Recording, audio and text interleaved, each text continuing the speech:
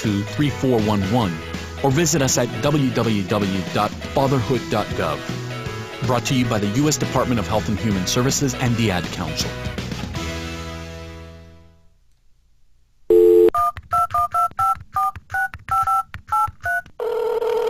Hello, and thank you for calling Dial-A-Movie, your one-stop guide to what's playing in theaters near you. For the Hollywood blockbuster, Anything But Sunshine, please press 1. For the romantic comedy, Anything But Sunshine, please press 2. For Anything But Sunshine, please press 3. If you would like to see Anything But Sunshine, please press 4. Please make your selection now. You've selected Anything But Sunshine. You expect options everywhere else in life. Are you getting them when it comes to your medical treatment? Explore all your options and talk with your doctor about what's right for you. Knowing your options is the best option. Learn more at ahrq.gov. That's ahrq.gov. A public service announcement brought to you by the U.S. Department of Health and Human Services and the Ad Council.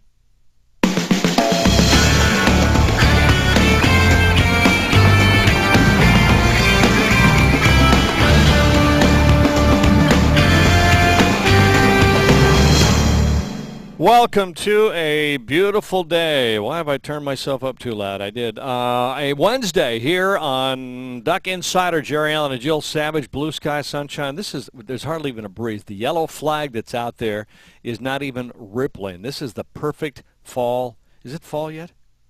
21st. Oh, it could be today. Today may be it might be the either switch. today or the 23rd. As I speak, the flag kind of ripples out, maybe in agreement that today's first day of fall. I don't think it is. We'll check and see. Live at GoDucks.tv. Let us know. Well, I think I failed as co-host. I forgot to mention that you, sir, are the Oregon Association Broadcaster Sportscaster of the Year. Thank so you. Congratulations, Jerry. Thank you. I appreciate that. I really haven't got, I hope that's not just a hearsay thing, because I haven't got an official announcement on it. But that's kind of cool. I appreciate that, and I don't know what it means, but thank you. The Oregon Broadcasters Association has it up on their website, so I think it's all official. All right, it's official, the OAB. Thank you. That's one of the things you don't know what to say, but let's move on. I've got a couple of things that I want to play.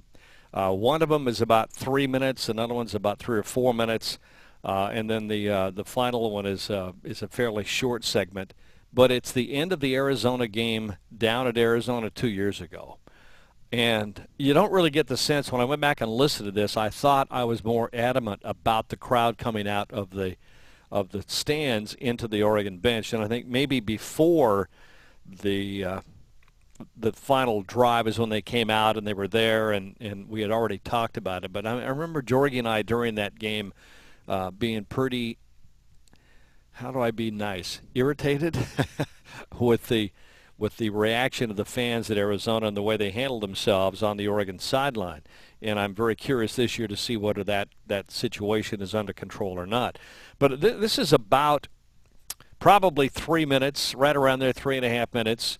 The end of regulation. Oregon is behind. Arizona looks as if they've got the game won. The Ducks have got to go forever to get in scoring position. Had a couple of fourth downs mixed in.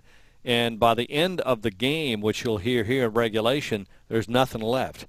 Anyway, in our tank, the team had more left. This was the end of the Arizona game. For those of you there, you'll remember it. If you listen to the radio, you certainly will remember these moments down at Arizona 2 years ago. Double overtime. 23 seconds left. 31-24 Arizona. Touchdown and an extra point. All Oregon needs. They're within reach. But it's 4th down and 4. Listen to the noise. Timeout. Arizona will call timeout. Arizona, number 1 of the half. It's a 30-second timeout. If Oregon could somehow find a first down, they still got a timeout. And then you would have several passing opportunities to get it into the end zone. But it's 4th down and 4 now at the Arizona 22-yard line. Oregon trailing by 7. Neal out to the right. Tuanay comes to the left. Most certainly a passing situation. Dixon also out to the left. And they are getting ready to storm the field here in Arizona. Masoli on 4th down. On the snap, the throw. Comes the pressure. Runs away from it. Throws. Catch made. First down at the 15. They'll stop the clock for a moment to move the chains, and Oregon may call. No, they're going to go up and spike the ball. With 17 seconds, now they're going to run a play. Masoli looks, throws. It is caught and out of bounds at the 8-yard line goes Drew Davis. 11 seconds. Oregon still has 1 timeout remaining, so you can afford to throw it over the middle. 2nd down and 3. You can afford to throw it over the middle with a timeout. Masoli on the snap to throw. Pump, throws over the middle. Touchdown Dixon! Touchdown Dixon! Ed Dixon went up and got it in the end zone, and we are an extra point away from tied. With 6 seconds remaining. Masoli on a quick route by Dixon over the middle, got behind. He delivered it beautifully. Go to your bread and butter, and that's what he did. Put it up high where the tight end can get it. Morgan Flint for the tie. Low snap, place kicked up. He got it through somehow. How did Costa make the placement? Nate Costa just saved the ball game right there for Oregon. A low snap on the ground. He got it up, and it was almost blocked at that. We're tied at 31 with 6 seconds remaining. And barring a huge kickoff return, we're going to overtime. 15 plays, 80 yards to tie this thing up in 3 minutes. There you go. That was the touchdown tying drive. You heard Jorge give it 80 yards away with virtually, it was less than 2 minutes remaining, a minute and some seconds. And Jeremiah Masoli made some tremendous throws on that play. Jeff Mayle and Ed Dixon got free. LaMichael with some nice runs, a scramble, 2 fourth-down conversions, I think, on that series and that whole 80-yard drive, which you didn't hear there. You heard the last part of that. It was eerie to see the fans come out of the stands to celebrate the game as if it were over. They were in Oregon's sideline. They were jostling players. Lavoisier, 2-0 last night, was very adamant about how upset he was about that situation. Yeah, he said he was upset with it he was. in some other words. But, yes, he was definitely not happy to see the Arizona fans down on the Oregon sidelines. And, by the way, Arizona fans, if you're only up 1 touchdown, you can't just be jumping over the sides thinking that you have it all wrapped up. Yeah. 2 touchdowns, 3 touchdowns, sure. That's what they did the year before, the time before when the Ducks were down there. They came out and were on the sidelines in the same situation, and so they were ready to do it again. And I don't think that situation would occur again. I think that hopefully has been handled. But it was a remarkable comeback, and then of course we've got the overtime and the winning drive in overtime too. We'll play for a little later on. But one of those kind of defining moments in the season for Oregon, and a defining moment for Arizona as well, because the winner of that game had a shot to go on and get to the Rose Bowl, and of course we know that the Ducks did. They have played some battles in Arizona, and a guy who remembers all of those battles that I remember is going to join us in a few minutes. We're going to get with Brian Jeffries, the play-by-play man for the Arizona Wildcats. We'll take our break. We'll come back. We'll see if we can get Brian on the phone and talk about some of the history, and then maybe a little bit about what we both expect for this game coming up on this Saturday night in the desert. We'll give you our thoughts along with Brian's as we continue on here from Autzen Stadium. Jill Savage and Jerry Allen on the Oregon IMG Sports Network. This is Duck Insider, presented by On Point Community Credit Union. Touchdown, Kenyon Barner. Good to see you, baby. Better banking, local solution on the Oregon IMG Sports Network. Ever feel like everyone around you forgot how to drive? If you have one of those crazy days, you need someone to watch out for you and will get you back on the road in no time and save you money. State Farm has an agent for that. To find an agent, visit us online at statefarm.com or look up a local agent. Hi, I'm State Farm Agent Greg Boyce in Springfield in the Centennial Center Shopping Center. Call me today for a free discount double check. Like a good neighbor, State Farm is there.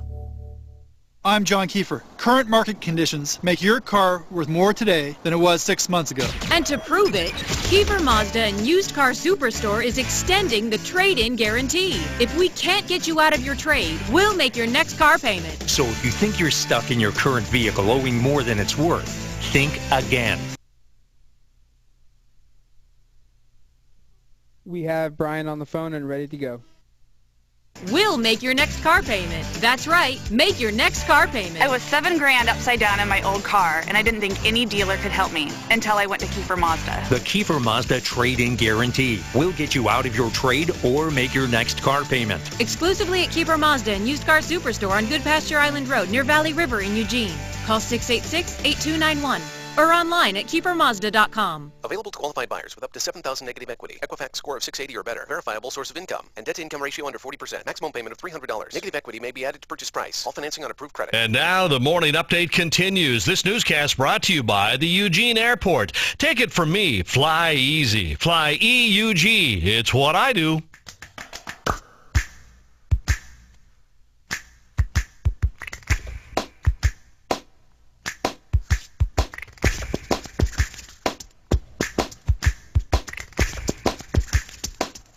This entire piece of music is played with only two instruments, a right hand and a left hand.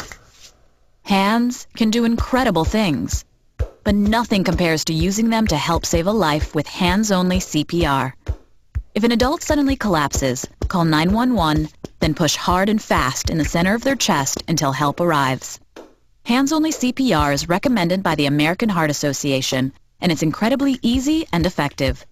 Find out more about this latest method of CPR at handsonlycpr.org. The power to help save a life is in your hands. A message from the American Heart Association and the Ad Council.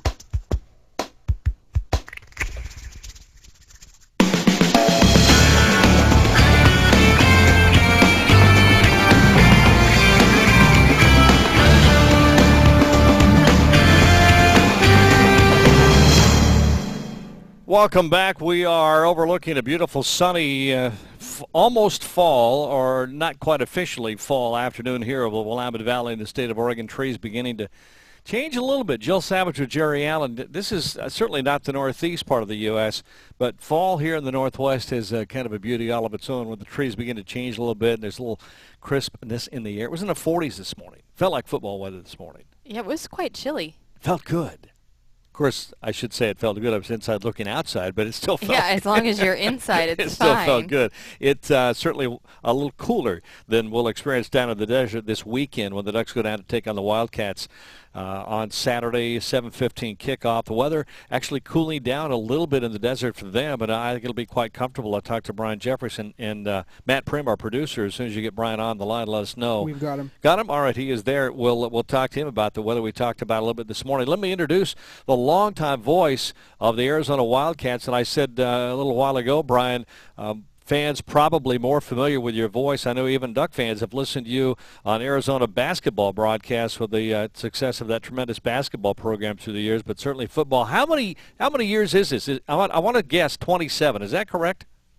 I think if I remember right, Jerry, you and I started the same time. So are you in 25? I'm in 25. So we are. All right. I told Jill Savage is on with me here today, and I said, he's either been there 2 years longer than I have, or we both came in at the same time, and it was the same year. Yeah, it was. It was. So we share that. So see, we've seen plenty of outstanding football and basketball over the years. Well, we really have some great sports, and Arizona's got a tremendous baseball program too. I mean, it's you've had a lot of fun. People ask me about the last 25 years. I can't remember when I had a year I didn't really enjoy. I would imagine you feel the same, huh? Yeah, really, it's been that way. I think there was probably a football season or two about 10 years back that I'm glad got over quickly, let's put it that way. But, there's never been a year where, I've been in the middle of it, no matter what the one-loss record is, or at the end of it and said, gee, that was more work than it was worth. It's always fun because, as you know, Jerry, and I know it's an old cliche, but you take them one game at a time, and each game becomes a special event. And that's why I love college athletics so much, is because there's so much emotion wrapped into it, and year in and year out, no matter what your team does with the win-loss record, there's always something new to look forward to, and I think that's what that keeps me young. It does you too. You haven't aged a bit, I know, in 25 years. It's all the kids. And that's part of it too, Brian. I mean, fans know these football players and basketball players and athletes as athletes and stars in their mind, and they kind of overlook the aspect that they're human beings, they're people. And I have that luxury, and you have the same luxury of getting to know the players and the coaches. And so there's more to the games than just the star athletes out there. Well, yeah, I agree completely, because you get to watch them grow up, and they come onto campus as freshmen, and you know how it is doing interviews with freshmen. Sometimes they can get out a word or two, and then their sophomore year, junior year, by the time they're senior year, you can't get them to stop talking, which I think is kind of neat, just to see them grow up. And then, when they come back years after they've left school and they've grown into young men and young women and become successful, either be it in athletics or some other field of endeavor, that's what really feels special to me, to see them come back to campus, and they're always a part of the athletic program, no matter how long it's been since they took part. And I just every time I turn around and I see Chuck Levy was here last weekend, and I think football fans remember him. He was one of the all-time greats here at Arizona. I hadn't seen him in years, and it's just really neat when those guys come back and show their allegiance to the program. Well, the program this year, Mike Stoops has been very more realistic this year in saying it's a work in progress, particularly with the offensive line trying to develop. And you got one of I think, the best quarterbacks in the nation in Nick Foles. But that offensive line in the trenches is where it starts, and it's been kind of a tough grind early, hadn't it? Yeah, it has. And as you said, we knew that going in. 5 new starters up there. And although they had all been in the program, only one of them had ever started a game, and that was Kyle Quinn, their center, and he started one game last season. So there was some work to be done, and then Trace Biskin, their left guard, got hurt a couple weeks before the first game. He just came back against Stanford this past Saturday, so they thought they had a unit that had kind of gelled, and then that injury threw it off, and they've still got a lot of work to do. They're struggling with their run game right now, and most of it is from just lack of getting some good holes, because Keola Antolin is back as a running back, and Kadeem Carey, a true freshman, has shown some spark here early on, but they just haven't had a lot of room to run so far, and that's an area that they hope will improve fairly quickly here, because this team has some offensive weapons. You mentioned Nick Foles and Jaron Kreiner, and I think just an outstanding group of wide receivers, and at least from an Arizona perspective, you hope that those guys get a chance here to shine in the next few weeks. Well, talk about the decision-making of Nick Foles. Despite no run game, he's still 75% on the season, already over 1,000 yards. And I think what impresses me the most is 7 touchdowns and no interceptions. When you don't have a run game, Arizona's offense is squarely on the shoulders of Nick Foles. And he enjoys that. He's accepted that role, and he knew when this season started that a lot was going to depend on his ability to get that ball to his receivers. And he's a senior now. He's a student of the game, one of those kids that is constantly in the film room. He has really worked hard. Arguably, and depending on how this season goes, he'll go down as the greatest quarterback in Arizona history, and consider that he will have only played here 3 years after transferring from Michigan State. So he's done his job so far. I think that probably the thing that helps him a lot is just running out of the shotgun, not having to, being able to get rid of the ball in a hurry, and that's one thing this offense tries to do, like a lot of the spread offenses, is make it a quick passing game. And but Nick's okay with that, and he knows that the running game's got to come along here quickly, but at the same time, if he needs to throw the ball 50 times a game, he'll do it. Brian, I thought when I watched that Stanford game last week that I was seeing maybe the beginnings of some light in that offensive line. I thought that maybe there were a few holes. There were a couple of running plays when things looked like they were starting to come together. And the perceived weakness of the Arizona running game against the perceived weakness of Oregon's run stopping, I mean, one of those has got to grow up. And I thought it was beginning to see something there against Stanford. Was I seeing things? No, Jerry, I think there was some progress. And, when you break down the numbers, You look at the fact that Keola Antolin and Kadeem Carey averaged 5.8 yards per carry against Stanford. Yeah. Well, that's a great number. I mean, if you can do that every week, you've got a good running game. They just, they got behind. They had to start throwing the ball some more. And I think some of the yardage they lost, Nick Foles got sacked 5 times in that ball game. So if you look at the stat sheet, yes, they did run the ball better than they had certainly the week before against Oklahoma State, and you could argue maybe even better than they did against Northern Arizona in their opener. So there are signs of progress, but when you're playing Oklahoma State, Stanford, and Oregon, and then throw in USC next week, that's a tough stretch to try and break in a young offensive line. Yeah, Chip Kelly mentioned it in his Tuesday press conference that the scheduling gods were not very kind to Arizona this season. Not at all. And of course, they have no control over the conference. And when they scheduled the Oklahoma State some years ago, that game, who knew that the Cowboys would be a top 10 team right now? I mean, and good for them. I mean, Mike Gundy's done a great job back there, but I don't think anybody had any idea. And you could have said the same thing a few years ago when the schedule came out and you saw Stanford there. I mean, Stanford's come along real quickly now. So it just happened to fall together where it's turned out to be one of the toughest stretches, if not the toughest in school history. And I don't really want to know this, but I'm sure somebody's going to research and find out when the last time a team faced 3 top 10 teams in a row on 3 successive Saturdays. That's a tough task. Now, how many Zendejas you got left down there? This is 27 or 28, isn't it? Yeah, they just keep churning them out, and you got a restaurant right across the street from the stadium, and so if you need an extra Zendejas, just go, hop across the street, and there's probably one working there. It's a great family, yeah. But Salazar was the kicker as of last week, but now they're going to go back to Zendejas, correct? Yes, they are. Yeah, it's Alex was the number 1 kicker a year ago, and he struggled. He missed 5 extra points. Missed some field goals. I think, unfortunately, the game that was kind of his undoing was the Arizona State game. He had 2 extra points blocked. One of them would have won the game. The second one would have extended overtime. And so the coaches felt that they had to go find somebody in case they needed him. And so they recruited Jaime Salazar. He's the number 1 JC kicker in the country. Brought him in. It was a very close competition throughout August, and Jaime ended up the winner, not by much, but he was a little more consistent, and so they gave him the nod. Well, he hasn't been off to a great start as yet. He's 1 of 4 in field goals, and he missed an extra point back in week 1. And so Zendejas, Alex, has regained his starting role for this week. I don't think that means that he's got it for the rest of the season, but it's going to be interesting. I know that he's hung with it. Max and Luis, his uncles, one the former Arizona great, the other the former Arizona State great, have spent some time with him the last few weeks just working on some things. And, he's a confident young kid, and I think he's eager to get back out there and show everybody that he's as good as he was a couple years ago. And as a senior too, he's got that maturity that will bode well for him too.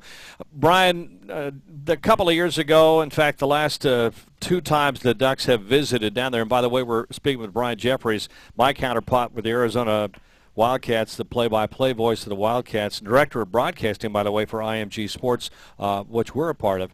The last 2 times Oregon's been down, the students have gotten literally into the game at the end of the game, kind of a couple of scary situations. And I'm curious, do you know if there's been much talk about when Oregon comes down? Is there something about the Oregon game that gets fans just into it? Jerry, I don't know that nothing's been discussed this week, at least publicly, that I'm aware of. I think because of Oregon's success, sometimes that brings out the best and the worst of opposing fans, probably in particular when the Ducks travel, simply because, the opponents want to win, and if they don't win, sometimes they don't take it well. And I know that game 2 years ago was an embarrassing game. U of A officials here made some immediate changes. One thing they did was, and you'll see it, they have raised the wall in front of the student section, making it almost impossible for the students to get onto the field. If they try, they're risking bodily injury by going over this moat wall that they built.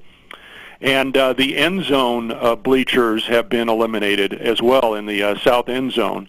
which was done primarily not because of opposing teams, but they built a brand new video board here, and they had to take out the seats during the summer in order to build the video board, and they've decided just not to put them back in. So those things have added a buffer, I think, between the fans and the opposing team, and there haven't been any incidents so far, and I would hope that cooler heads prevail. But it's I liken it when the Arizona basketball team and the great years that when Lute Olson had things going at the height and traveling around the country, and so I know what it's like, Jerry, when you're, and I'm sure you've seen this other places, when you're successful, the other teams sometimes take exception to that, and it becomes the biggest game of the year for them. And I think this one is probably the biggest home game of the year for Arizona fans. And so I think the crowd will be fine. It'll be enthusiastic, and the Wildcats, the team will need that enthusiasm certainly on Saturday. Oh, and there's no doubt about it. Fans are great everywhere. It only takes a few, and we got our crazies here. There's no doubt about that.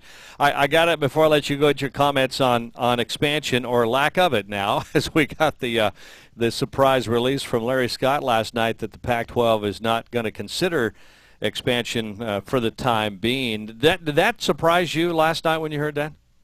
Well, it surprised me only because of the way it appeared everything was headed. Yeah. And again, just based on all the talk you've heard, I fully expected to be the Pac-14 or probably the Pac-16 starting next fall. I was ready for that. I mean, whatever. I think it was important that the conference, keeps its place among the elite. But at the same time, I'm happy that it didn't happen for a couple of reasons. One is I think, the Pac-12 has put itself in a great position. It will remain one of the elite. And the second thing, Jerry, I think this whole realignment, expansion, schools moving around was about ready to get out of hand.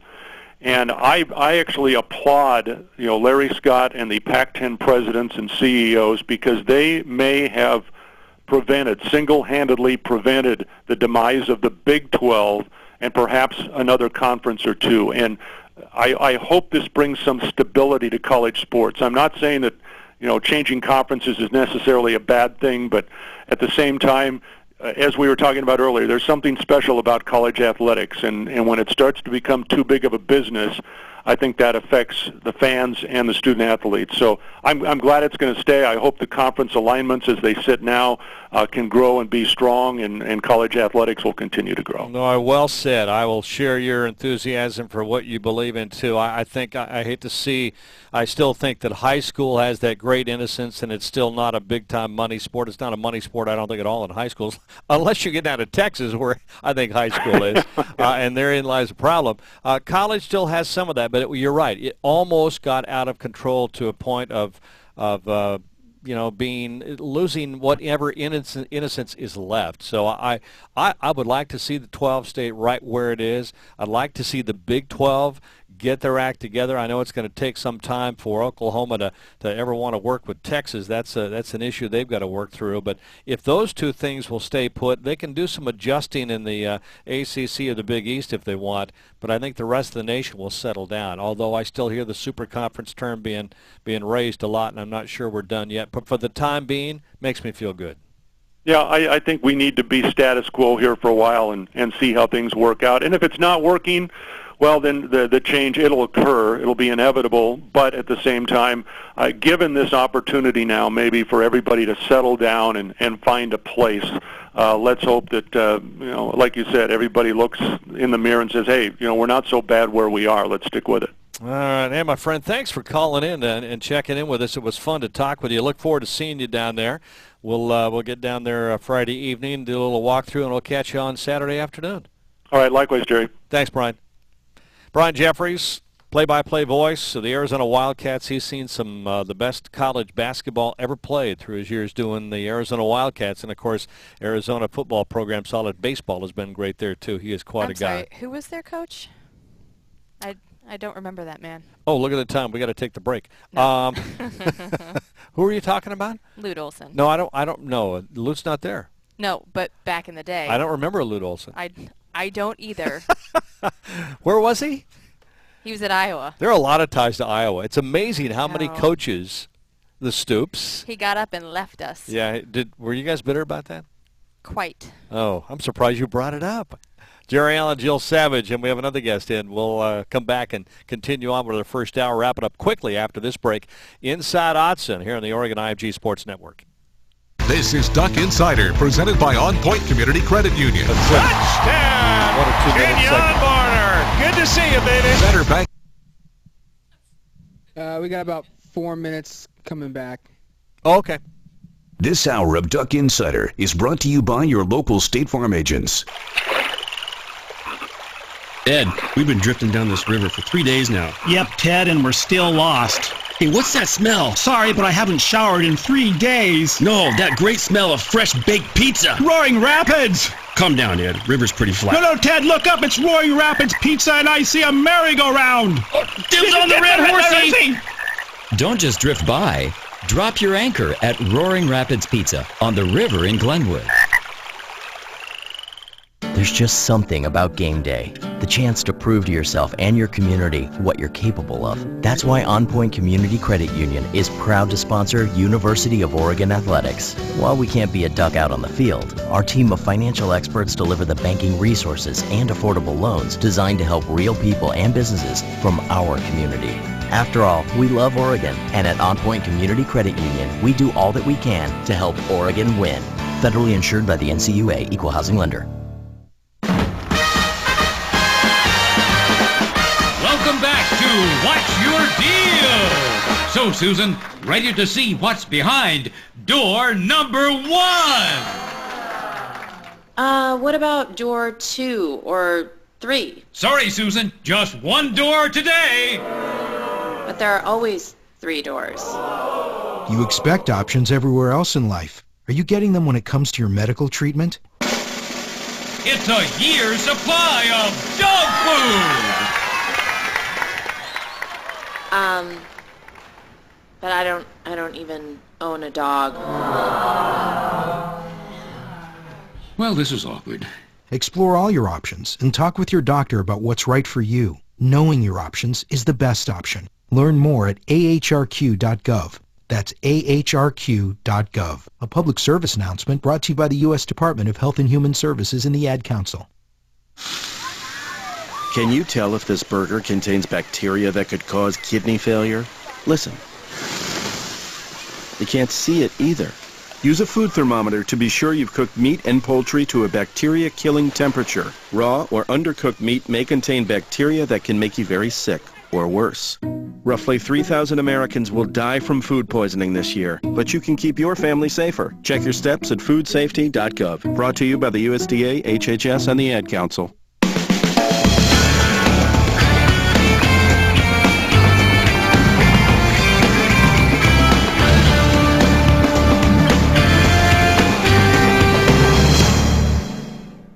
Welcome back inside the, let me pull that out of there. You'll hang yourself. Jordan Kent joins us here. Hi, you're in the next segment. Why not? Way to introduce him and then just yeah, you're on. hanging. Up Jerry. in the booth here for the final few seconds. Jim Moore's going to drop in here, or hopefully drop in our call in too. So we'll talk some volleyball. Volleyball's had a very successful start this year. But Jordan Kent in. Every time you're here on Wednesday, I keep thinking, you're going to drive all the way up there this afternoon still make it, but your show's not till Thursday. That's correct. Thursday Right. at 8, Talking Now, Ducks. do you guys do that live? We do a 45-minute delay in case there's just any really bad mess up. We've got a buffer to All right. fix it. It's sort of like an 8-second delay in radio in the Yeah. mornings. You just did something, push that button. Exactly. Yeah, redo. Exactly. And, in case there's any technical issues as far as getting graphics pulled up, it gives us a chance to Or in really case Brock gets a little excited and says something. Exactly. Or Nate gets too agitated or upset about something. So we need that buffer there just in case. It's nice to have that. Yeah, it is. It really is. I mean, live TV, all the respect in the world to people that can do it. That's tough right there because things go wrong sometimes. No. Nobody's perfect. And at the same time, though, it's a real relaxed show. It's not like, something that's so just stale and perfect, I guess. Well, it's the ability, and that's one of the biggest things to learn in broadcasting is your ability to ad-lib when things go wrong. When everything's going well and you have a script that you kind of got written out and you know what you're doing, but it's like last night we had a little problem with the video, and it's like, okay, I'm not a technician, I'm not an engineer, but I'm the one that's got to do it. So, Jorgie, Jill, yeah, talk for a Jorgie and minute. Jill talk. And there was a time when I didn't have those people up there, and I'm trying to do that while continuing on. So, and people watching The greatest compliment is when after a show, when you're just like sweating bullets because things didn't go well, and people say, "Oh, really? We didn't notice." Okay, pulled it off. Exactly. Pulled it off. And you're right. A lot of things that you notice that go wrong, the viewer doesn't necessarily pick up on. No. And that's great. I mean, that's fantastic on the viewer's viewpoint, just to give us a little courtesy with that. But you're right, being able to ad-lib when things do go wrong or something doesn't get pulled up or you aren't really ready to pull up that B-roll of that clip or that footage that you have, you got to be able to think on your toes, kind of like that as a player. Yeah, it's one of those. I've seen people try to cover it up by stumbling through it and going, well, I guess we don't have that, so let's go somewhere else. Or you say, well, they're telling me we're going to bring that segment the next hour or the next half hour, so let's skip through that right now and move on. And it becomes a part of the show. But the point here is you're doing really well. Oh, well, thank you. From week 1 to week 2 to week 3, That's this 2-minute segment is just giving Jordan one compliment after another. He's going to come up here every day. Yeah. No, it's great. It's really not me. I mean, it's we've got a great production crew up 30 there, seconds. and they make it really easy. And then Matt and Nate are fantastic. But the knowledge of sport makes it so much easier. Thank you. You played the games. That helps. All right, we're going to get out of here for this hour. Come back hour number 2. We're going to talk some volleyball. A lot more football to talk about. Jordan is here. Jill Savage. I'm just filling time. That's what I'm doing. And we're back with hour number 2 on the Oregon IMG Sports Network. This is Duck Insider, presented by On Point Community Credit Union. Touchdown, Kenyon Barner. Good to see you, baby. Better banking, local solution on the Oregon IMG Sports Network.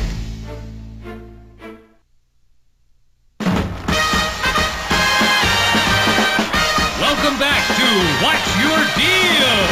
So, Susan, ready to see what's behind door number 1?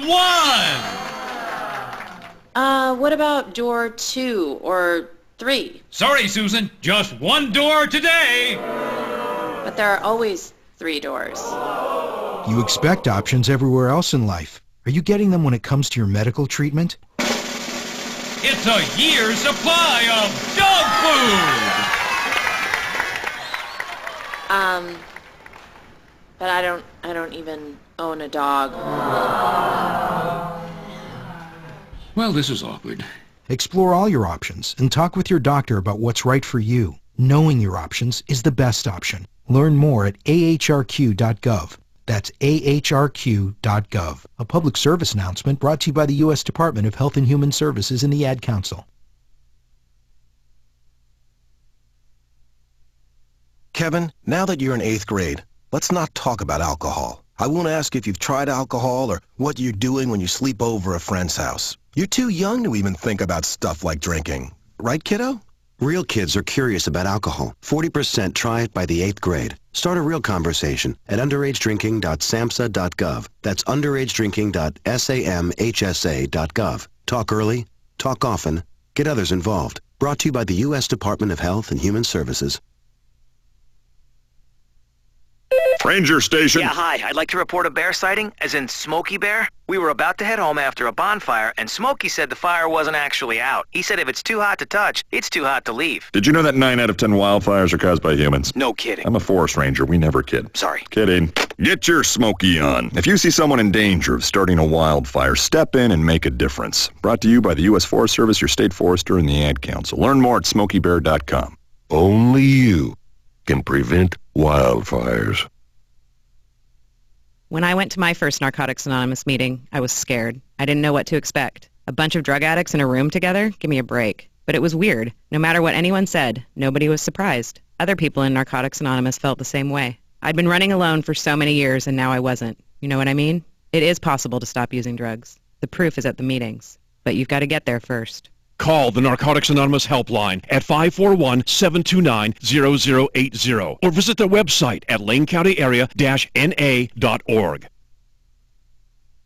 Folks, why won't we go to the doctor? My uncle called, speech all slurred, complaining his arms numb. He called everyone. He even called my daughter Tiara, because, you know, she's got a year of nursing. Everyone thinks he needs to go to the doctor, including me. So he said, well, will you take me? I'm like, I'm on the road. He goes, I'll wait. Stroke's no joke. Dial 911. Time loss is brain loss. Seriously, dial 911. Visit strokesnojoke.org, brought to you by the American Stroke Association and the Ad Council. Welcome to KUJC Cresswell, Eugene Springfield. Sports Talk with Steve Tannen live in Afternoon Drive. Only on 95.3 The Score and 95.3thescore.com. ESPN Radio Sports Center. On Stash Hour, if the Red Sox do hang on and win the AL wild card, they have the Yankees to thank. Yanks beat Tampa Bay last night and today. After Eduardo Nunez homered in the 8th inning to tie the game, they weren't done. Swung on and drilled at deep left center, way over the head of Upton, going all the way to the wall. Gardner scores. Here comes Jeter. He scores. It is a 2-run double by Robbie Cano, and the Yankees take a 4-2 lead. And that's the final. John Sterling, WCBS. The win clinches a playoff berth for the Yanks, leaves Tampa Bay now 2.5 games behind Boston. Rays and Yanks again tonight. Red Sox and Orioles at Fenway. Arizona and Milwaukee both have magic numbers of 3. Diamondbacks lead Pittsburgh 8-1. 4th inning. Brewers trail at Chicago 7-1 in the 9th. The newest NFL controversy, players faking injuries to slow a team's offense down. Rams feel the Giants did it Monday. The league sent a memo threatening suspensions to future fakers. The changes in college sports may not happen now that the Pac-12 is sitting tight. Texas says it wants to stay in the Big 12. 2 undefeateds meet in the ACC when Georgia Tech shows off their top-ranked rushing game against North Carolina. ESPNU College Football. North Carolina number 25 Georgia Tech. Saturday 11:15 Eastern on ESPN Radio and ESPNRadio.com. The following is a presentation of IMG, America's home for college sports.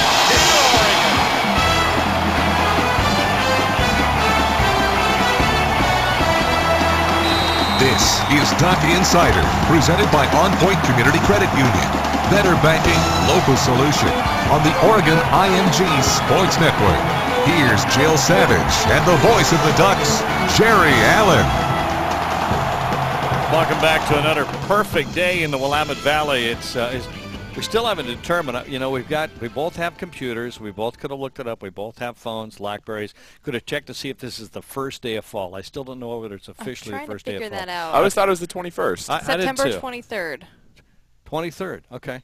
I know it's sometimes it's the 23rd, sometimes it's the 21st. It moves around. I don't know why. Almanac.com. The calendar. But Jill Savage, Jerry Allen, and star of Stage, Green, and Radio. Although I don't know if you've ever been on stage. Jordan Kennedy. 7th grade, I was Tommy Gillis in The Music Man. That would qualify. Okay, star. No singing parts, that's why. No singing parts. Yeah, it's just a lot of dancing. Getting ready for the show Thursday nights on Comcast, talking Ducks and having fun doing it. Now, what do you do during the week? Now, I know you're still keeping your body in shape, still working track and field, and you got the Thursday night show going, and you got to come down and do interviews. Are you like semi-retired? Is that what it is? You know, I just sit in my socks and underwear and play Guitar Hero all day. No, I'm totally joking. Risky business. Totally joking.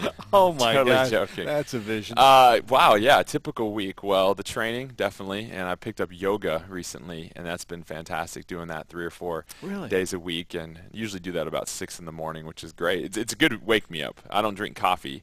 I'm a pretty good morning person anyway, but that really helps get me going to start the day. But, yeah, I mentioned that got the 2 little businesses I work on and the football camps this summer, and then we've got the U of O merchandise stuff that we're doing. You keep pretty busy. I keep pretty busy. You know, it's a lot busier than I think people expect, and I wouldn't even anticipate people expecting how busy I am, because it's like, who cares what Jordan does during the week, to be honest. Let's just make sure that you do the show on Thursday. I tried yoga once, but ended up in the hospital, so I don't do that anymore. 6 a.m.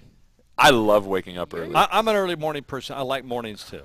I do like morning. But there's a problem because I like to stay up late, too, so that doesn't work. See, I love going to bed at 9:30, 10 o'clock. I slept really well last night, and I do kind of like beating the sunshine up, because I feel like I'm a lot more productive from 5:30 to 8 a.m. than I would be from 8 to 11 p.m. Great time of the day. It really is.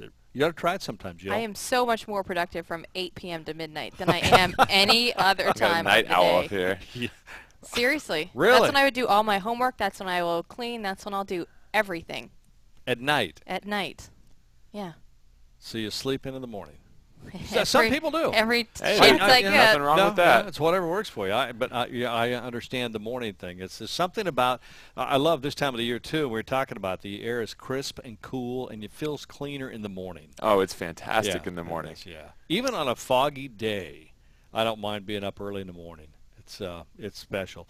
Let's get down to business now. I don't wanna do Lindsay that. Schnell posted on Twitter yesterday that LaMichael James called all the reporters out for the race, 100 meters, because it was the media that said that he was a step or two slower. Right.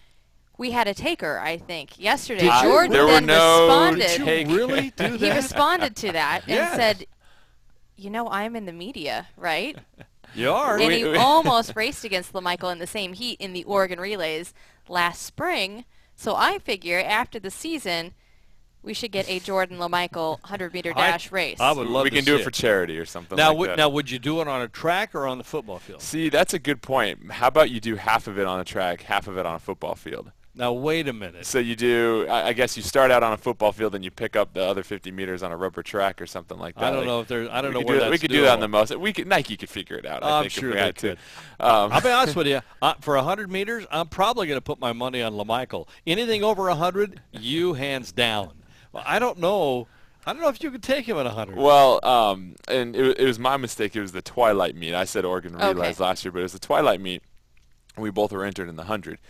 And we were in different heats, and I really thought it'd be a lot of fun if we were in the same heat. I think it would have been good for the fans, but they weren't able to change it. And technically, that meet day, I ran faster than him, but I never thought he looked slow or anything like that. I think he looks as fast as ever. I just think people are used to seeing him break these longer touchdown runs. I mean, he finally had a couple against Missouri State, but to think that he lost a step, I mean, Coach Rad is so on top of these guys. They get faster every year. Yeah. You know, there's never a guy that I played with that got slower, and I got faster every year. But, yeah, I guess technically I'm part of the media, so if it's something that he wanted to do in the spring, we could have some fun with it. I'm not one to go out there and sell wolf tickets and pump myself up or anything like that.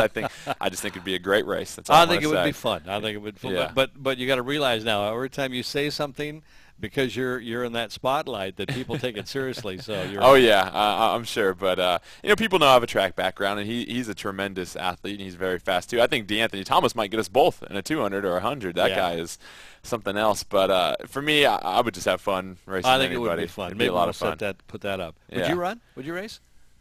Would I race LaMichael and Jordan? If they gave us a 50-yard start? It's like the I was clip going on to say, there would have to be a when huge Usain lead. Bolt went to ESPN and they raced in the parking lot. Usain Bolt raced it, and he just smashed everybody. And there's the idea bouncing around for the Olympic trials. What they should do is one of the days of the trials have like a fastest man in the NFL race and just bring in all the superstars from the NFL that would want to run like a 70-meter dash to get the title of fastest NFL player. Yeah. And people would love to come see that. And the players themselves, anytime that they can be the fastest or the best of anything, they're going to jump on board with that. Being a football player, track star, played both. You I don't know if you'll remember. You weren't around at the time, but just being a part of football, might remember. I think the guy who first introduced track athletes to professional football. It was back, I want to say in the 60s, might have been early 70s. Steve Tanner would probably have a better handle on it. He's got a great memory for stuff like this. But Bob Hayes. Oh, yeah. Great track athlete. And I think it was the Dallas Cowboys that picked him up and said, you know what? All we want you to do is take off and run as fast as you can straight ahead, and we'll throw you the ball. And it worked. It worked out really well for him. Yeah. And I remember seeing highlights of him as a Cowboy doing well, but he was a fantastic sprinter. Yeah. He just had a fantastic career. And there are a lot of guys for the Oakland Raiders back in the days, too, that used to do both sports. And nowadays you see guys try to do both, but then you'll have a football player that becomes so fast at track, he just goes pro in that. Or, a guy that's so much better at football, not quite there in track, so he kind of sticks with football. So I can't remember the last one that's really played NFL and then gone to Olympics also or anything like that. The specialization is so much more so than it was. You don't have the luxury of doing both. Yeah, only You really morons try to do more than like one sport in college, right? Do you know any morons? I knew this one guy that tried to do 3, just kind of spread himself thin. But you accomplished all 3, though. I mean, let's be honest. You did start on the basketball and were successful at that. You obviously did in football and in track and field. It speaks for itself and still does. So it's a rare feat. Do you really ever able to understand what you accomplished and how rare it is? You know, I never really took a chance to really step back and examine it because I guess I was just so busy with everything. And for me, it just was kind of business as usual doing what I did. And, you know, I usually got a knock as far as, well, you only averaged 2 or 3 points in basketball. But for me, I was more of a defensive player. And I think my value to that team was you can't really quantify it, I guess, in numbers and stuff like that because you did a lot of little things. So, yeah, I guess to step back and say, okay, well, it wasn't like I was just a bench warmer in each one of these sports. You know, you were All-American in track. You started for football, and then you were the sixth man or started for basketball. And major contributor in all three. Yeah, I couldn't have done it without the teammates that I had and the coaches I had, honestly. And what a ride is all I got to say. Yeah, it was a lot of fun for the fans and the media, too. I mean, we enjoyed it more than you did, Yeah, probably. I remember how that. worn down you were.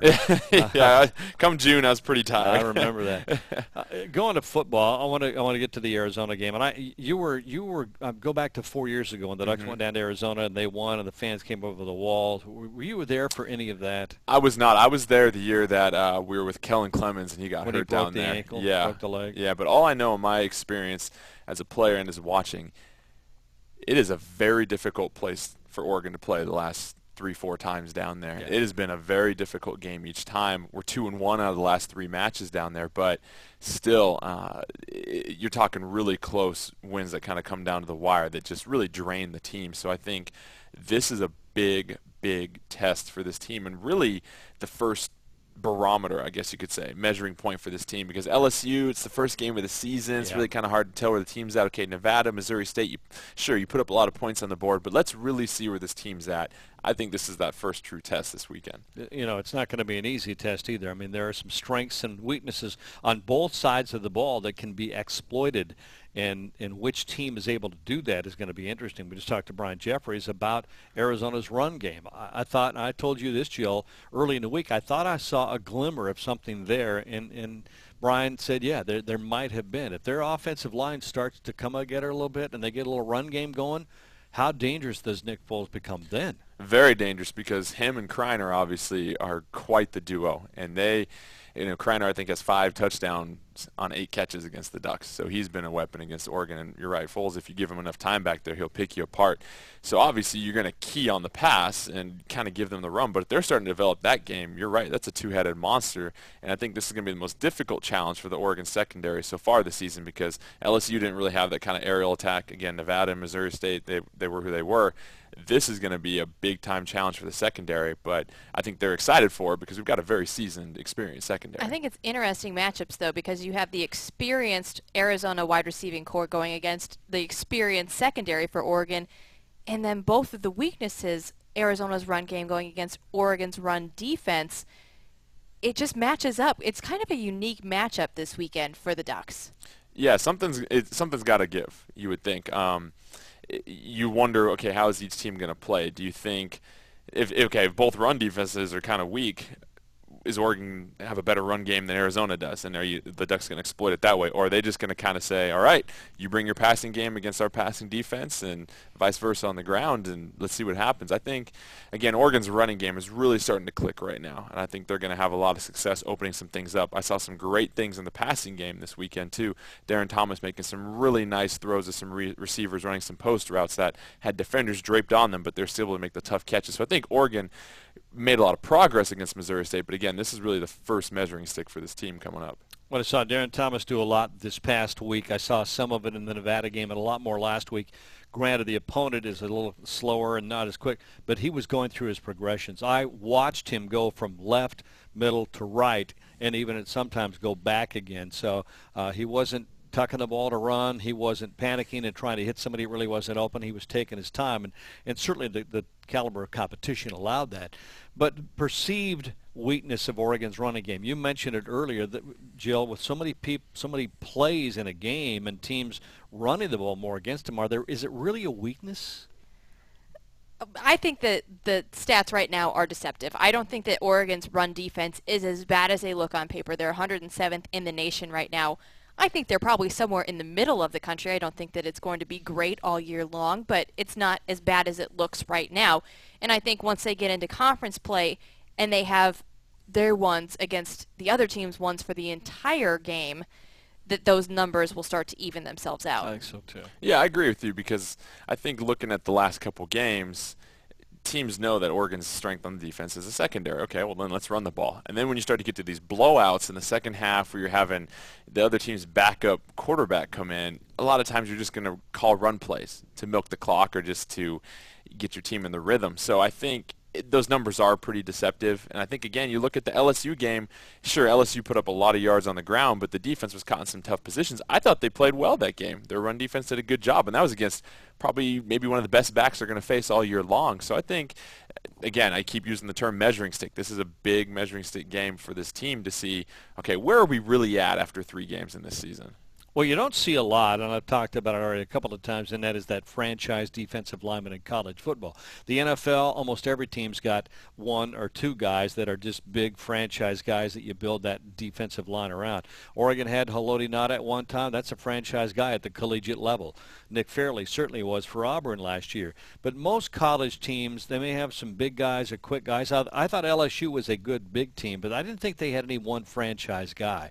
Oregon doesn't really have that one guy. It's a team that really depends on the communication and the teamwork of that defensive line and their linebackers. You're right. In that situation, you definitely have to have a lot of guys that are on the same page. And it's funny about LSU, they're normally a defensive end factory. It seems like every year they've got a guy that's the 4th or 5th pick in the draft that's a defensive end that's just a freak of nature that's, going to some team. And I think, again, when you don't have that one guy that you really just base the defense around, you make sure that you have guys getting him off of blocks and stuff like that, it focuses everyone else to be that much more attuned. And you may, rather than having one big strength, you just don't have a glaring weakness, which is nice. Yeah. Arizona, Oregon. Arizona's already down 1 game in the Pac-12. I'm starting to get used to saying Pac-16, and then they take it away. And then they go and change it up right away. Yeah. I'm glad they did overnight open it up, though.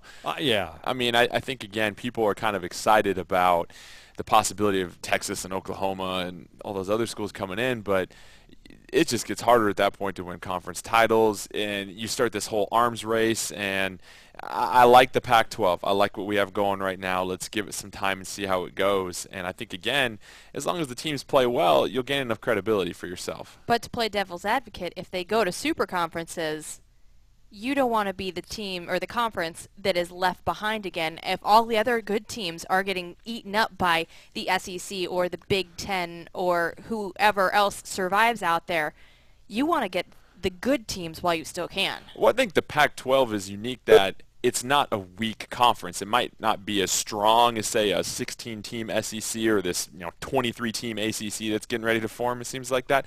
But I think, especially since there's really not a whole lot else out west, you can't ignore the Pac-12, even if you had 4 super conferences amongst the Big Ten, Big East, let's say Big Ten, ACC, SEC, and then whatever the Big East becomes. I still don't think you can leave out the Pac-12 because you still have some very good quality programs out there. And as long as they don't contract and they stay at 12, I think they'll be fine regardless of what happens across the country.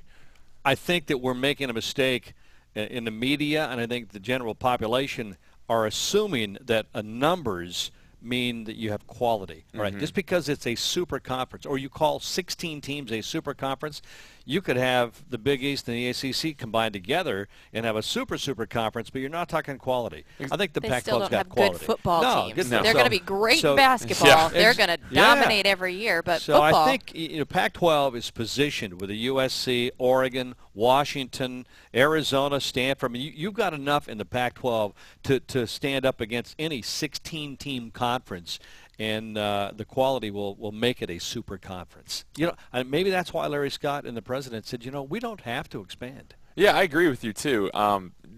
You may think you're bringing on more teams, but you're also bringing on more bad teams, more subpar teams when you do that. And for me, it's just hard to fathom, thinking outside the realm of basketball and football, what's it going to look like when you've got, and not that these sports are any less or anything like that, but there's a smaller market for them.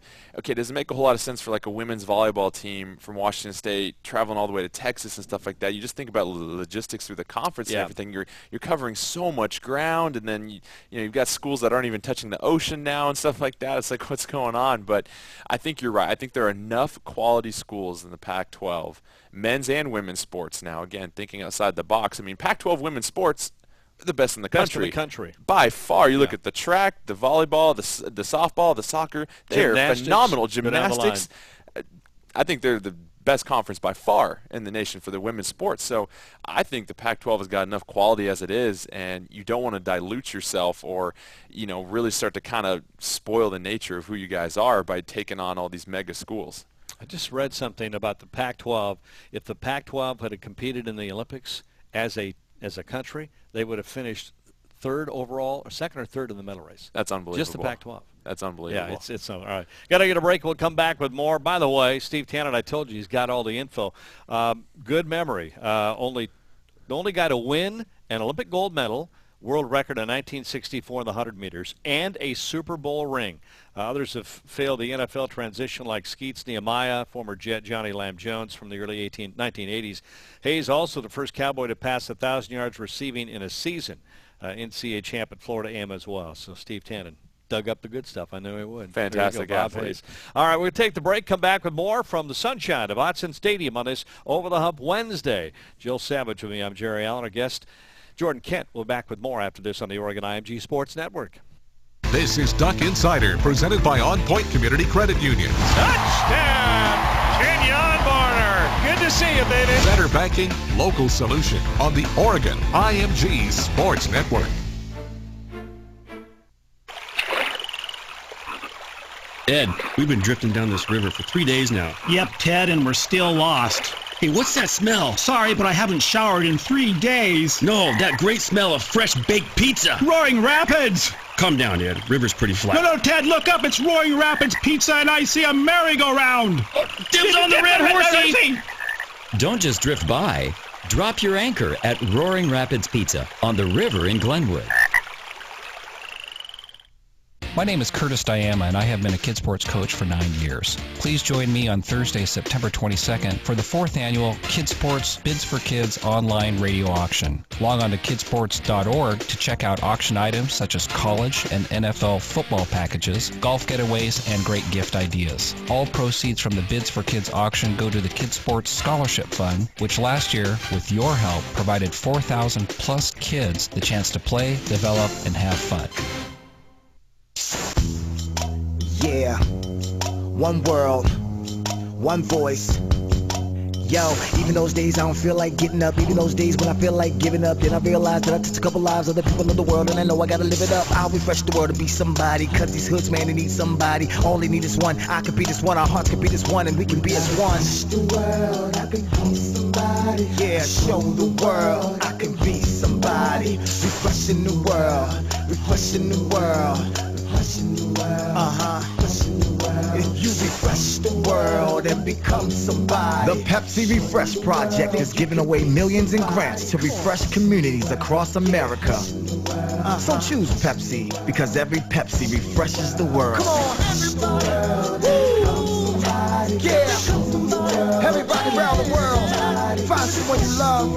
Tell them, make a new world. Refresh the world and let's make a new world. Ed, we've been drifting down this river for 3 days now. Yep, Ted, and we're still lost. Hey, what's that smell? Sorry, but I haven't showered in 3 days. No, that great smell of fresh baked pizza. Roaring Rapids. Calm down, Ed. River's pretty flat. No, Ted, look up. It's Roaring Rapids Pizza, and I see a merry-go-round. Dibs on the red horsey. Don't just drift by. Drop your anchor at Roaring Rapids Pizza on the river in Glenwood. This hour is brought to you by Rick Jackson, your local farmer's insurance agent. Are you saving as much as you could? See how your knowledgeable local farmer's agent can save you money. Call Rick Jackson at 541-461-1111 today. We are insurance, we are farmers. Ever feel like everyone around you forgot how to drive? If you have one of those crazy days, you need someone to watch out for you and will get you back on the road in no time and save you money. State Farm has an agent for that. To find an agent, visit us online at statefarm.com or look up a local agent. Hi, I'm State Farm Agent Art McGeehee in the Gateway area of Springfield. Call me today for a free discount double check. Like a good neighbor, State Farm is there. I like working for Cumulus because they have a fun sales staff that gives me an opportunity to get out and meet new people. It's actually a lot of fun to work here. We're always involved in a bunch of events. It's exciting to see a new business start from scratch and grow into something big. It's radio and it's part of the entertainment industry. Cumulus Media. Welcome home. Radio is exciting, and you can be a part of it. We're looking for qualified candidates to join our sales team. If you're energetic, enjoy fast-paced workdays, and are striving to earn a higher income, your path to the next level starts here, on the radio. You'll work directly with local and regional business owners, showing them how our radio stations can help attract new customers to their businesses. Call 541-284-8500 to arrange a confidential screening interview with sales manager Samantha Cum. That's 541-284-8500. Cumulus is an equal opportunity employer.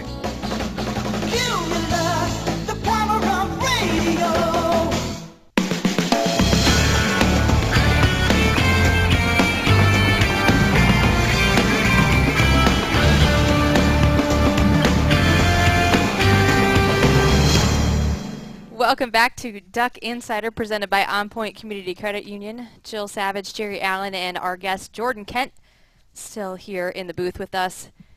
Jordan, what do you have planned for this week for your TV show?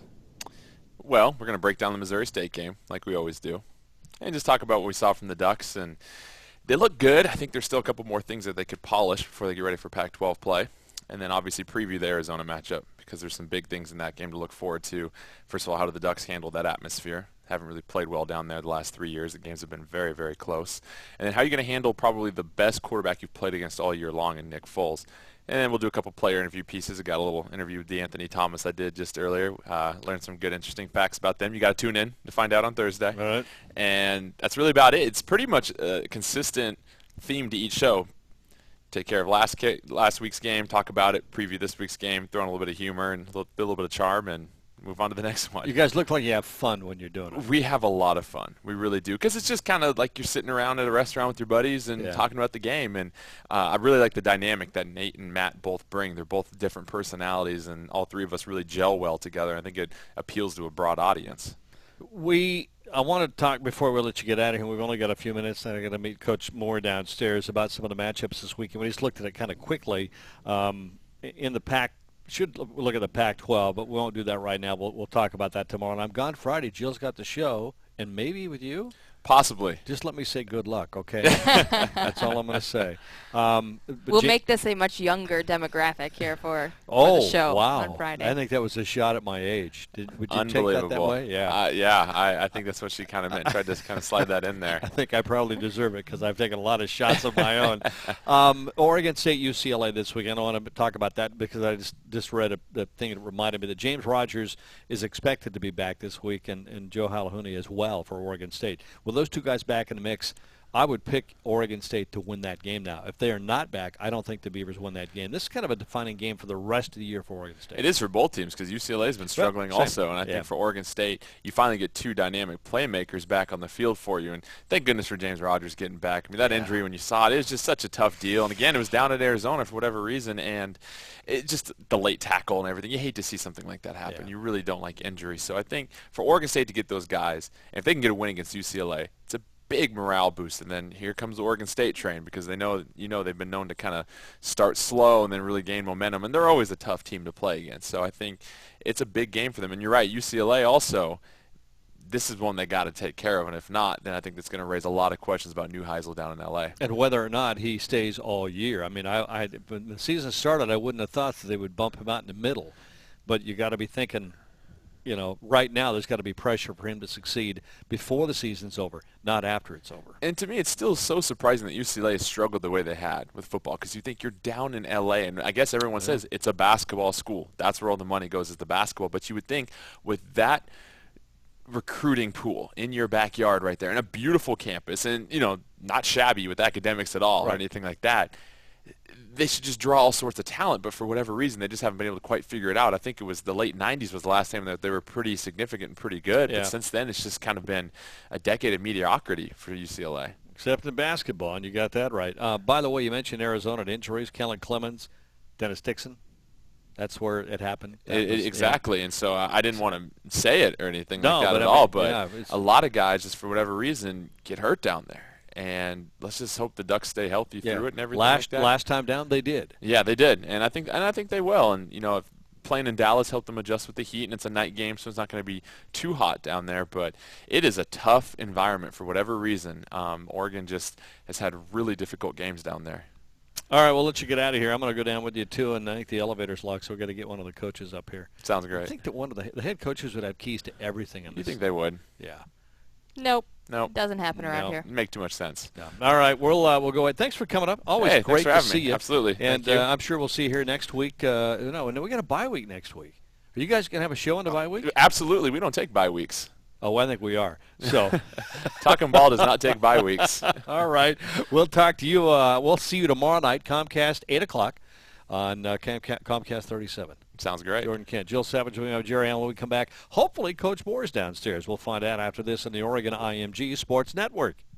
This is Duck Insider, presented by On Point Community Credit Union. Touchdown, Kenyon Barner. Good to see you, baby. Better banking, local solution on the Oregon IMG Sports Network. You want to win your own tailgate? That's right. If you come down to Good Times this Saturday during the Arizona game, you could win not one but 2 tailgate spaces to throw your very own tailgater. Don't watch as others get to sit in luxury in the parking lot and leave you jumping from tailgater to tailgater, begging for a place to call your own. It can all be yours if you just come down to Good Times during the Arizona game. At halftime, you could be the winner. Coors Light will even throw in a pair of tickets to the Cal game. Coors Light wants to remind you that 21 means 21. Drink responsibly, and we'll see you at Good Times Saturday, and go Ducks.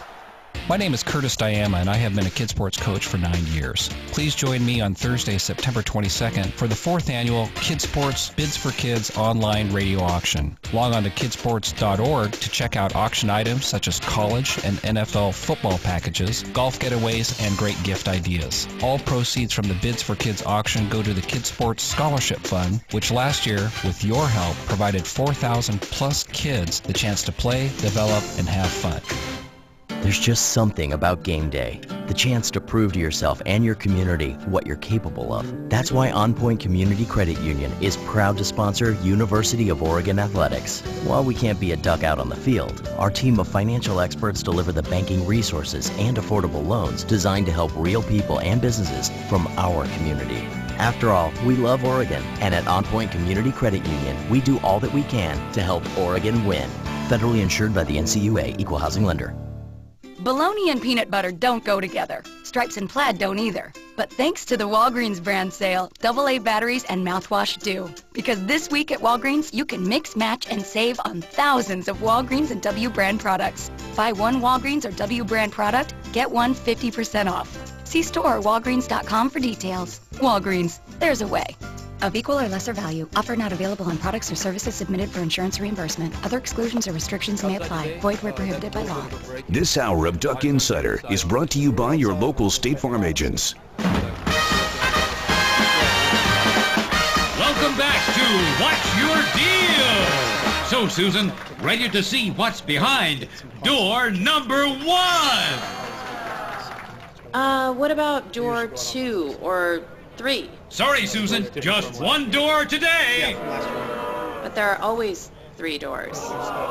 You expect options everywhere else in life. Are you getting them when it comes to your medical treatment? It's a year's supply of dog food.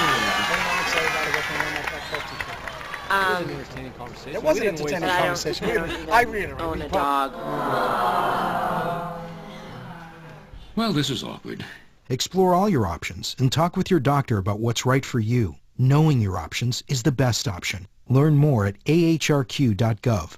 That's ahrq.gov.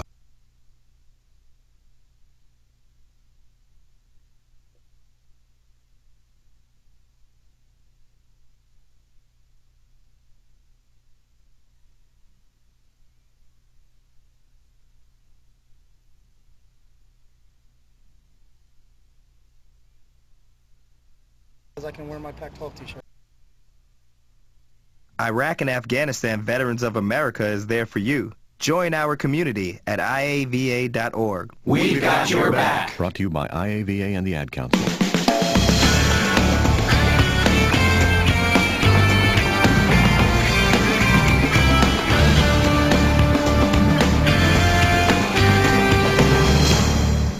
Welcome back to Duck Insider, presented by On Point Community Credit Union. I'm Jill Savage. Jerry Allen is out trying to find Jim Moore, volleyball coach, who will be joining us here in the 2:30 hour. Now, we were mentioning before we went to break how big it is for Oregon State to have James Rogers and Joe Halahouni back, and I just saw a stat.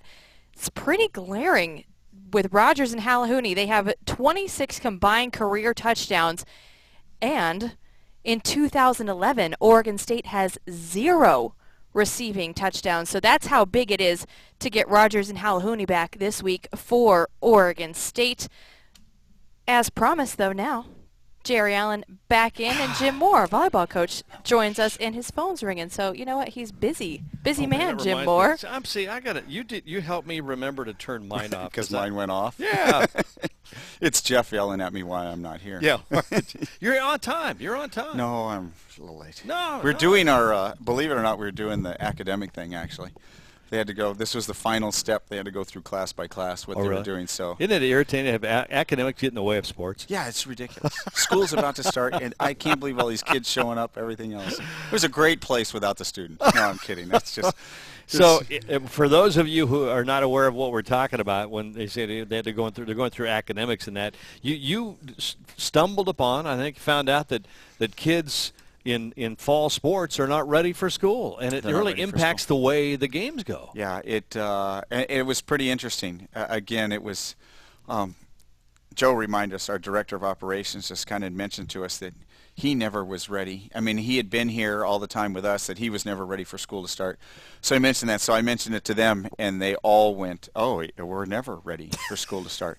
Like, oh, that's a good thing. We're here for 2 months, and we're not ready for school to start. But you just have to learn. I mean, you learn the hard way, and so we made it a point that we're going to go through everything. We just finished that up. We did our final step where they all pulled their class schedules. They had them all printed out, and they had to go through class by class. Do they have their book? Do they have the notebook that they need for that class? Do they have the course handout? Do they have the syllabus? All of that stuff, and so they had to do it class by class. So it ran a little longer than I thought. Well, I got to believe that for your team, that everybody's got to be a lot more composed and relaxed and not as worried going into the start of classes. Helps. It was interesting. Again, here's our academic All-American, who's the 4.0 student, and Catherine Fisher, and that was the person I was watching the most do this right now. And she looked happy. It's the first time in a while I've seen her, because she loves school. Obviously, anybody that gets those kind of grades likes doing what she's doing. But it has been a struggle for her, and she seemed relaxed, so that made me feel a lot better. All right, but that's academics. Yeah. All right, we're talking volleyball now. Okay. Sport, the game. Right. And you on the road. First of all, nice weekend last weekend. Thank you.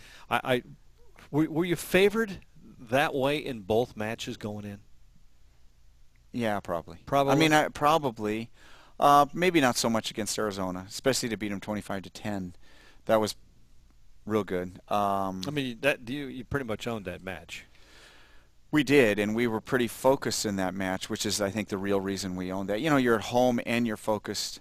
I think you should dominate a team that's not supposed to be there. Yeah. And we did, and so that was good. We didn't as much the next night. We didn't get. Well, it was an interesting dynamic because the players and the assistant coaches were jumping on them prior to the match on Sunday, excuse me, and I just sort of step into that because I try to not watch warm-ups, and I don't want to pay. That's literally why I do the chalk talk before the game, so I don't have to pay attention to what's going on, because all I do is get upset and then get worried, and then they look at me and I'm going crazy. So I walk out and everybody's jumping all over everybody and saying, "We better be better than this," all right, and I'm like, uh-oh. And we regrouped, and you could see it that people went, "Okay, yeah, I haven't been as focused," and they got with it in game one. But you could literally watch people's body language, and I guess I've been doing this too long to recognize this. You could see them walk over and go, "Okay, we got this," and we lose. And we make tons of errors to start off the second set, and we end up losing that set. And they were talked to between games 2 and 3. And it's the first time I really jumped on them all year long because things have been going pretty well, and and basically that's unacceptable. And we can't have lapses. I mean, that's if we're going to go where we want to go, we can't have any lapses. But they regrouped, and it was good for them to have that against a team that they can beat in Arizona State, and so we pulled it off anyway. Lesson learned. I hope so. I mean, we're going to find out whether it's a lesson learned. It's a great point. It should be a lesson learned,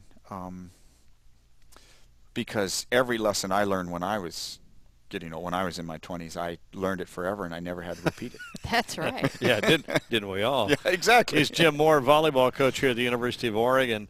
The one thing you come out of a game like that in a match, and it's almost like you want to grab your players and say, what about this game? You didn't respect your opponent. Anytime I see a good team lose or struggle against a bad team, I always think it's not as much about me or us. It's much about you did not respect the game. You didn't respect that anybody can win any point at any time. Yeah, I mean, it's very true. And I think that's a maturity level. And that's not us being young. That's us being immature. Yeah.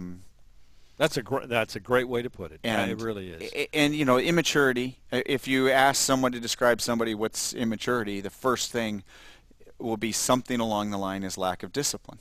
And, maybe my favorite coach quote of all time was Jeremy Pick, who used to be our strength conditioning coach, who was here. And I mean, Jerry and I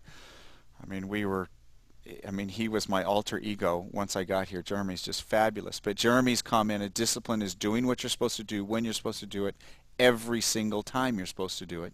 That's the definition of discipline. Wow.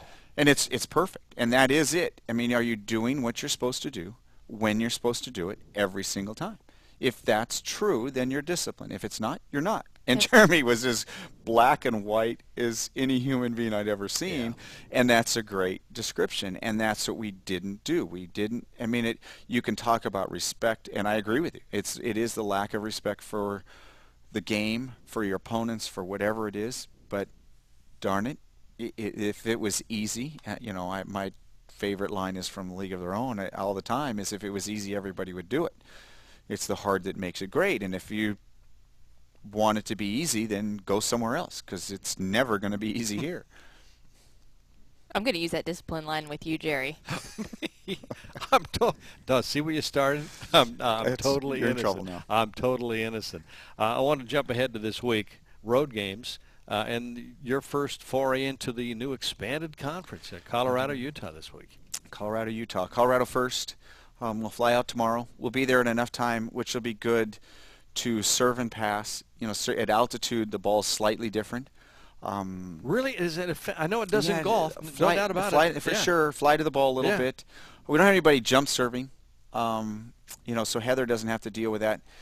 And when we went to Utah, Heather's junior year, Heather decided to twist her ankle during serve and pass, literally messing around, jumping up for a ball that she was going to catch. So we've had wonderful experiences in that gym, but it affects the jump serve mostly.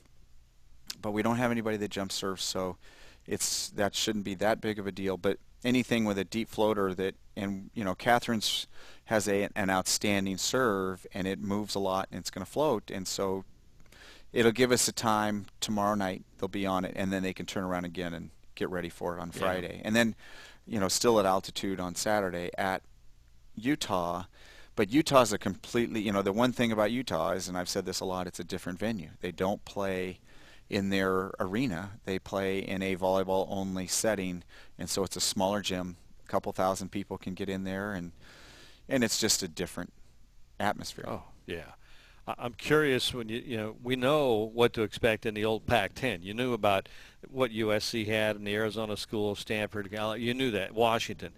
Colorado, Utah, we're all learning. You scout them, you know them, but I think a lot of people aren't going, what's Colorado and Utah got? How do they fit into the Pac-12 in volleyball? Well, Colorado, it's one advantage of taking this trip early is that they're still new. The quote was from Utah after playing Cal and Stanford this past weekend, and Cal beat Utah in game 1, 25-9. And the quote from one of their players is, we can't wait for them to get back to our place because we're going to get them there. I went, okay, maybe. Like the attitude. Yeah, it's, Gotta love the guts. You gotta love the guts. But we'll see if they can take Cal at Utah. It's going to, the hard part that you have, and the Pac-10 was a little bit down when I was in the Big 12, both at K-State and at Texas. And I know the whole reputation, and the very, I've always known that the top of the Pac-10 has always been great. But I'm like, so what? I mean, it can't be that good top to bottom. It's not that big of a deal. It is that big of a deal. Then you got it. Yeah. And so I get here and I'm like, what have I got myself into? And that's what they'll have to learn. I mean, we're going to show up and we're okay. We're pretty good. And they're going to have to play us. And you're not used, you can say, okay, Cal and Stanford, it's traditionally, they're very good, they're this and that, and then we're going to show up in Colorado, and, I think we're okay. And they're going to have to deal with that. And Utah, the same thing. So in the beginning, as players, you just have to grow accustomed that this is just, it's just literally like standing at the net and slugging each other in the head so you can stand up the longest. I mean, it's just night in and night out of just beating each other up. And there's no other, I mean, the only sport that is comparable to us is softball. I mean, softball understands it very well. It's like we're so sick and tired. Yeah, it's volleyball and softball in this conference is, I think it's a great conference to play in because you're like, yeah, I get to play against the best. I get to, compete against the best. I'm not convinced it's a whole lot of fun to coach in. It's the coaches are unbelievably good. And so the adjustments that everybody makes, and then the second round you think, okay, I got them, I got this figured out. They've done something completely different to you that you just can't figure out. So we'll, hopefully that'll help us a little bit. But it is, Utah, it's their first home matches in the Pac-12. And so they're going to be all fired up, and they're going to be, I'm sure they think they can take us. So we're going to have to take that confidence away right off the bat. It'd be nice if you had a weekend where you just go in and say, all right, we can just cruise through this one. But on the other side of the coin, you're going to beat the best when you play the best. And that has to feel good that you know that you've gone out there and actually beaten a quality opponent. Yeah, sometimes. And I say that. I'm not convinced. 2 years ago is probably the best example of that we all lost in – I think the farthest a Pac-10 team got was the Sweet 16, and that was the year that we were seeded. I think we came in 5th, and we were seeded 14th, or we might have even come in 6th that year and seeded 14th.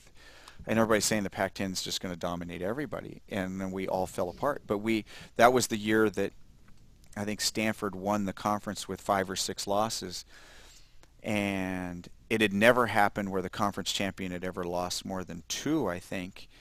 And I think it was 5 they won it at, and we beat Washington to take it away from Washington at Washington down 0-2. I remember that. And because Washington had 5 losses, but we beat each other so much. By the time we got into the tournament, we were exhausted, and so you hope that it carries us through the tournament, but it doesn't always work that way. Sometimes it just takes it out of you. Well, I got a question, and this is a good. I think this is a good question. That year.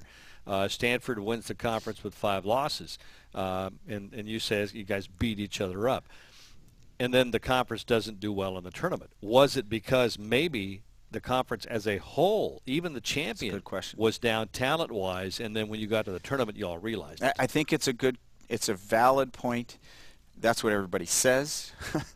But as a coach, you see the battles going on and the toll it takes week in and week out. Right. The only thing that I would say is that Stanford had I may have this wrong. It might have been last year. And I think Stanford actually beat Penn State last year.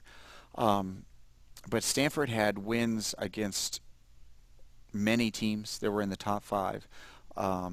Washington had beat teams that were in the top 5. We beat Minnesota that year, who was in the Final Four. And we actually played horribly and beat Minnesota, and they end up in the Final Four. I don't think that was the case, and it's you can say, well, the conference was down, and I think everybody's saying right now that maybe our conference is down, but the proof was there early that the conference was not down. The proof was early that if you and probably if you replay the tournament, it can go the other way. I mean, we lose at Kentucky, and we had no business losing at Kentucky. But I think it shakes your confidence a little bit when you matches that you think you're going to go in and dominate, all of a sudden you don't, and you're like, okay, what's the matter with me? And then people start worrying about it. And Sounds like sports.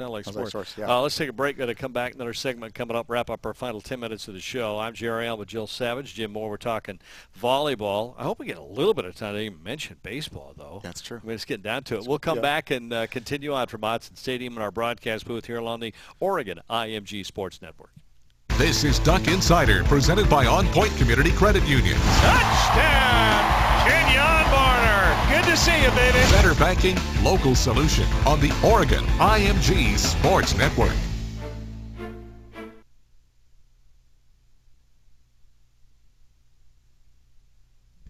Hey, Jerry. We only have PSAs the rest of the hour, so we can take a real quick break if you'd like. Okay, I'm sorry. I just caught the end of that, Matt. What was that? We're just playing PSAs. We're done for the day for your spots. Okay. So we can come back whenever you're ready. All right. We're ready. We can come right back after this. Do you want me to go out at 58:50? Yeah. Okay. Give me a minute 30 and then about a 10-second countdown to get out, too. Okay. Thanks. 1 in 6 Americans will get sick from food poisoning this year, and roughly 3,000 will die. But you can keep your family safer by separating raw meats and seafood from other foods. Learn more about this and other important information.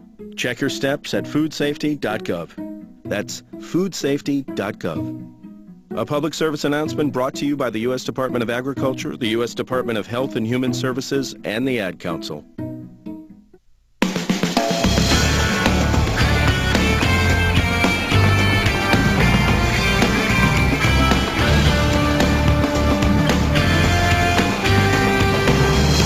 Welcome back to the show. Jill Savage with me. I'm Jerry Allen and Jim Moore. Oregon volleyball and football on the road this week at Arizona. Huge game for both the schools for both different reasons. Arizona trying to stay alive in the conference and Oregon trying to get a good start in the conference. And volleyball on the road for the Pac-12. It's one of the first Pac-12 matchups. I think soccer had one. You get the early matchups in the Pac-12. I was going to ask you about expansion of the Pac-16, but it's not fair to ask coaches because you got to be careful how you react. Because if you say, "I'm glad we didn't expand," then we do, and then you're going, "Well, I think it was a good idea." So that's true. I think we're done, though, aren't we? Well, for now. yeah. For the next 10 minutes. Yeah, I know. Yeah. I'll just say this, and I don't know if you bother to delve into it that much. I have such confidence in Larry Scott as the leader of the Pac-12. I trust whatever he does. Yeah. I mean, I have no. That's so. I'm just a fan when it comes to that. I mean, I have no clue. Right now, I'm glad that we don't have to go to Oklahoma. I mean, first of all, I don't know what we would have done with the Oklahoma schools because it was a big problem when I was in the Big 12. Oklahoma State does not have a volleyball team, believe it or not. In this day and age, that university doesn't have a volleyball team. So the Pac-12 now, the rules are you must have football, men's and women's basketball, and volleyball. Those are the only 4 sports you have to have. I don't know what we would have done had we had to add them because when they formed the Big 12, that was going to be the rule as well because that was the rule in the Big 8. And when they formed the Big 12, everybody's like, yes, and Oklahoma State overrode that. And that made me really angry. And so they did not. They have never added volleyball. And to be a Pacific Athletic Conference team, forget about what number it is. Yeah. And if they didn't have to have volleyball, I would have been very unhappy. Wow. Okay, that's the first time I didn't realize that Oklahoma State didn't have volleyball. That doesn't seem reasonable in this day and age. It's not. It's unacceptable. And I'm glad, at least as of right now. Yeah, okay, I can understand. All right, we weren't going there, but we went there. I like that. All right, on to baseball. What are we talking baseball? Go Diamondbacks. For those of you who don't understand, Jim Moore is a huge baseball fan. Why are you not a baseball coach? That's what I want. I think I've asked you that That's what I want to know. You know I coach baseball. I coach baseball. Yes, I know High school baseball. I don't know. Have you talked to Coach Horton about giving him some pointers and helping out as a? That would be a could you large be a volunteer? mistake. That would be a large mistake. No. It's I don't know how. It's so funny because if you talk to those of us who became volleyball players in college, everyone from Karch to the guys that I played with at Long Beach State, they're all basketball players. They all did we're all multi-sport people that started playing this sport and went, oh my God, this is the greatest sport I've ever heard of in my life.